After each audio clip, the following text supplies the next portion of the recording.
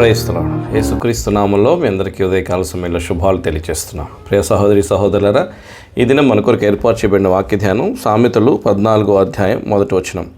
జ్ఞానవంతురాలు తన ఇల్లు కట్టును, మూఢురాలు తన చేతులతో తన ఇల్లు ఊడబెరుకును. దేవుడు ఈ మాటలు మన వెనుకల్లో దీవించునుగాక. ప్రియమైన వాళ్ళారా, ఈ ఉదయకాల సమయంలో మనం జ్ఞాపకం చేసుకుంటే, జ్ఞానవంతురాలు తన ఇల్లు కట్టుకొను, మూఢురాలు దాన్ని పెరుక్కొను. తన చేతులతో తన ఇల్లు ఊడబెరుకును అని రాయబడింది. ప్రియమైన వాళ్ళారా, మనం జ్ఞాపకం చేసుకుంటే ఈ వాక్యాన్ని ఆధారం చేసుకుని చాలామంది స్త్రీలు, భార్యలు, లేకపోతే కుటుంబంలో ఉన్నటువంటి మరి పెద్దలైన స్త్రీలు వారి కుటుంబాన్ని కట్టడానికి వారే ఆధారమని, వారే మరి కుటుంబం పాడవడానికి ఆధారమని చాలామంది చెప్తూ ఉంటారు.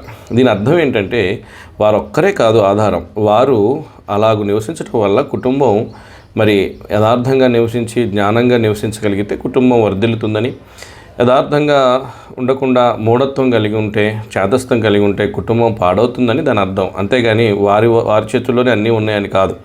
ఒక ఇల్లు కట్టబడాలన్నా, ఒక కుటుంబం కట్టబడాలన్నా, ఒక మరి కుటుంబం క్షేమంగా ఉండాలన్నా అందులో ఉన్న ప్రతి ఒక్కరికి బాధ్యత ఉంటుంది. అందులో భార్య బాధ్యత జ్ఞానంగా తన కుటుంబాన్ని నడిపించుకోవడం, జ్ఞానంగా తన కుటుంబాన్ని ముందుకు తీసుకెళ్ళడం. అంతేగాని జ్ఞానురాలు తన ఇల్లు కట్టుకొను, మూఢురాలు తన చేతులతో దాన్ని ఓడబెరుకును అంటే వారి చేతిలోనే అన్నీ ఉన్నాయని అర్థం కాదు. వారు ప్రాముఖ్యమైన పాత్ర వహిస్తారు అని అక్కడ జ్ఞాపకం చేయబడుతుంది. మరి మిగిలిన వారు ఎలా చేయాలి? మొట్టమొదటిగా వ్యక్తిగతంగా కుటుంబంలో ప్రతి ఒక్కరు కూడా సరైన విధానంలో ఉండాలి. ఈ 14వ అధ్యాయంలో కొన్ని విషయాలు మన కుటుంబం ఆశీర్వదించబడాలంటే, దీవించబడాలంటే ఎలా ఉండాలనేవి మనం చూసుకుంటాం. 12వ వచనంలో మనం చూస్తే, ఒకని ఎదుట సరైనదిగా కనబడు మార్గము కలదు, అయితే తుదకది మరణమునకు త్రోవ తీయును. కాబట్టి మొట్టమొదటిగా మనం జ్ఞాపకం చేసుకుంటే, ఒకని ఎదుట సరి అయినదిగా కనబడు మార్గం కనిపిస్తుంది, అయితే తుదకది మరణం ఎద్దుకు నడిపిస్తుంది. సరైన మార్గం దేవుంది తప్ప నీకు కనబడేది కాదు. దేవుడు చూపించేది, దేవుడు నడిపించేది సరైన మార్గం. మనకు కనిపించేది, మనం నడుచుకునేది సరైనది కాదు. సొంత తలంపుతో, సొంత ఉద్దేశంతో, సొంత జ్ఞానంతో మనం మన కుటుంబాన్ని నడిపించాలనుకుంటే, మన యాత్రా జీవితాన్ని నడిపించాలనుకుంటే తుదకు మరణాన్ని నడిపిస్తుంది. మొట్టమొదట కుటుంబంలో ఉన్న ప్రతి వ్యక్తి కూడా మరి యథార్థంగా ఉండాలి, సరైన సరళ మార్గంలో, దేవుని మార్గంలో నడుచుకోవడానికి తీర్మానం చేసుకోవాలి. రెండవదిగా అందులో ఉన్నటువంటి మరి సహోదరులు లేకపోతే భర్త ఎలా ఉండాలి అంటే మనం జ్ఞాపకం చేసుకుని 11వ వచనంలో ఉంది, భక్తిహీనుల ఇల్లు నిర్మూలమగును, యథార్థవంతుల గుడారము వర్ధిల్లును. కానీ పురుషులు, స్త్రీలు కుటుంబంలో యథార్థవంతులుగా ఉండాలి. భక్తిహీనుల ఇల్లు నిర్మూలమవుతుంది. సహోదరి సహోదరుడా, జ్ఞాపకం చేసుకో, నీ కుటుంబం బాగుపడాలంటే నువ్వు యథార్థంగా ఉండడం చాలా ప్రాముఖ్యమైన విషయం. కుటుంబంలో ఉన్న వారందరి బాధ్యత, అందరి యొక్క సమానమైనటువంటి కృషి కుటుంబం యొక్క ఎదుగుదలకు సహకరిస్తుంది. కాబట్టి భార్య ఒక్కతే ప్రాముఖ్యం అన్నట్లుగా, లేదా భార్యే పాడు చేస్తుంది, భార్యే బాగు చేస్తుంది అన్నట్లుగా మాట్లాడడం తగదు. ప్రతి ఒక్కరూ కూడా కుటుంబంలో బాధ్యులే. కాబట్టి ప్రతి ఒక్కరూ కూడా జాగ్రత్తగా ఉండాలి. పురుషులైన వారు, స్త్రీలైన వారు యథార్థంగా జీవించడం నేర్చుకోవాలి. యథార్థవంతుల ఇల్లు వర్ధిల్లుతుంది, భక్తిహీనుల గుడారం నిర్మూలమవుతుంది. జాగ్రత్త. మన కుటుంబాలు నిలబడాలంటే మనందరి బాధ్యత ఉంది, ఒక్కరిదే కాదు. మనం యథార్థమైన సరళమైన దైవికమైన మార్గంలో నడుచుకుంటున్నామా, సొంత మార్గంలో నడుచుకుంటున్నామా? మనం ఎలా నడుచుకుంటున్నాం, ఎలా చేస్తున్నాం, ఎలా వెళుతున్నాం?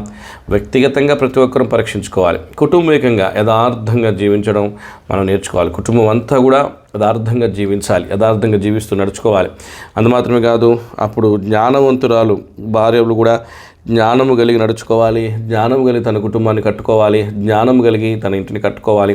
కానీ ఒకటి మాత్రం సత్యం, యెహోవా ఇల్లు కట్టించని యెడల కట్టువాని ప్రయాస వ్యర్థమే. జ్ఞానురాలైన మరి యథార్థవంతులైన దేవుని మీద ఆధారపడి దేవుడు కడితేనే మన ఇల్లు నిలుస్తుంది. కాబట్టి దేవుని మీద పూర్తిగా ఆధారపడడం, యథార్థంగా జీవిస్తూ దేవునికి నమ్మకంగా ఉండడం, జ్ఞానం కలిగి దేవుని వాక్య ఆత్మీయ జ్ఞానం కలిగి నడుచుకోవడం, ఆ తరువాత మరి సరైన మార్గంలో, దేవుడు నడిపించే మార్గంలో, మనకు తెలిసిన మార్గంలో, మనకు తోచిన మార్గంలో కాదు, దేవుడు నడిపించేటువంటి మార్గంలో మనం నడవడం మనం నేర్చుకున్నప్పుడు మన కుటుంబం ఆశీర్వదించబడుతుంది. కాబట్టి మన కుటుంబం ఆశీర్వదించబడాలంటే ఇవన్నీ సహకరించాలి. అంతేగాని భార్య ఒక్క చేతిలో లేదు, భర్త ఒక్కళ్ళ చేతిలో లేదు, పిల్లలు ఒక్కళ్ళ చేతిలో లేదు, కుటుంబంలో ఎవరో ఒకళ్ళ చేతిలో కుటుంబం యొక్క సమస్త పోషణ. కానీ ఒకటి మాత్రం గుర్తుపెట్టుకోవాలి, కుటుంబం అంతా బాగుండి భార్య మూఢురాలైతే కుటుంబం పాడైపోతుంది. కుటుంబం అంతా బాగుండి భర్త మూఢుడైతే కుటుంబం పాడైపోతుంది. కాబట్టి ఇది కూడా జ్ఞాపకం చేసుకోవాలి.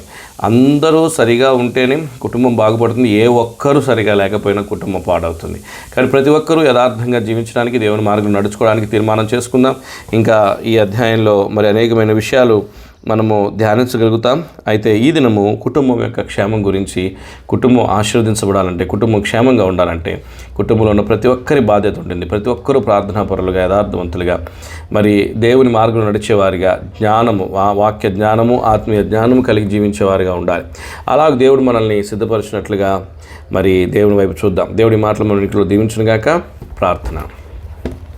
మహాకృపణ తండ్రి, ఉదయకాల సమయంలో మాతో మాట్లాడుతూ వచ్చిన మాటలకై నీ కొందరు నీ వాక్యానుసారంగా జీవించడం మాకు నేర్పించండి. మా ప్రభు, మా కుటుంబాలను మేము కట్టుకోవడం మాకు నేర్పించండి. మా ప్రభా, ఈ మాటలు మీరు దీవించి ఆస్వాదించము. ప్రతి ఒక్కరి హృదయాల్లో భద్రం చేయను. అనారోగ్యంగా ఉన్నటువంటి వారందరినీ జ్ఞాపకం చేసుకుని స్వస్థపరుస్తురండి. నీ నామను మహింపరచుకుంటాండి. దయల తండ్రి, కృపల్ని దేవా, ఇటుదిగా మా ప్రభా, ఈ దినం నీ పిల్లలు చేసే పనులన్నింటిలో విజయమను గురించి నీ నామను మహింపరచుకుంటామని ప్రార్థన చేస్తూ మా ప్రార్థన అంగీకరించమని మా ప్రభువును రక్షకుడునైన యేసుక్రీస్తు వారి శ్రేష్టమైన, శ్లాఘనీయమైన, సార్వభౌమాధికారం కలిగిన నామంలో అడిగి వేడి ప్రార్థిస్తున్నాం తండ్రి. ఆమేన్. Praise the Lord. దేవుడు మిమ్మును దీవించునుగాక.